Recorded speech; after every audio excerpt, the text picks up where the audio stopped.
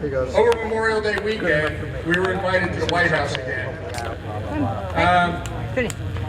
Needless to say, we were a little disappointed. We thought we were supposed to have a meeting with President Obama, and all it turned out to be was a photo op in some executive reception room. We thought it would be, prudent that an organization who does so much for the POWMA issue and the veterans can't have 5 minutes of the president's time when he was standing right there. But it was more important, just for the publicity, that the leadership of Rolling Thunder was there.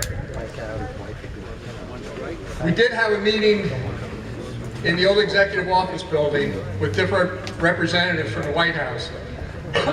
There was one woman who represented the White House, and she discussed a lot of things. There was a woman who represented the VA, and we discussed things with her.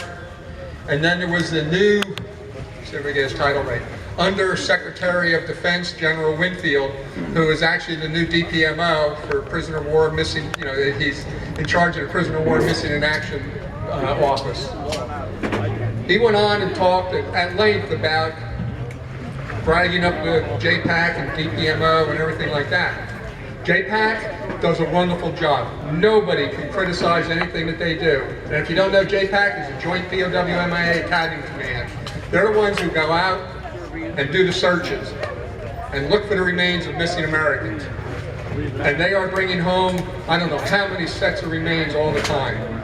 They're just great at it, because if it wasn't for them, these Americans who died in Vietnam would still be there, just rotting away in the jungles. So when he was done talking, I said to him, that's great about what JPAC is doing. But what is anybody doing about the live issue?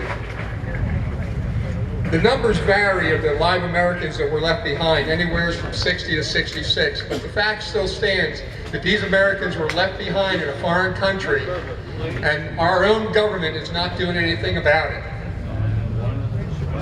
He said, whenever we get a report, and we check it out and this and that.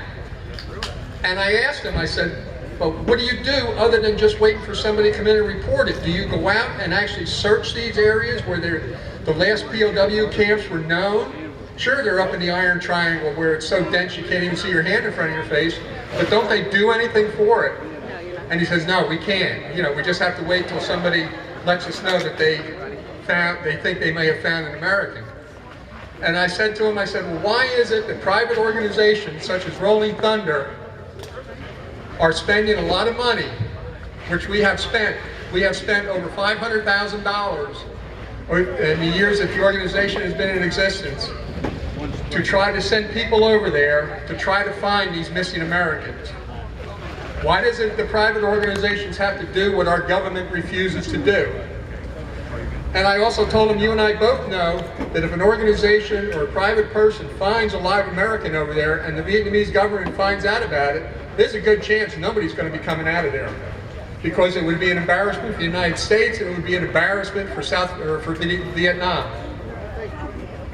We need to do more for these Americans that were left behind, because if they're alive, they're up there in years, and the living conditions over there aren't quite stellar.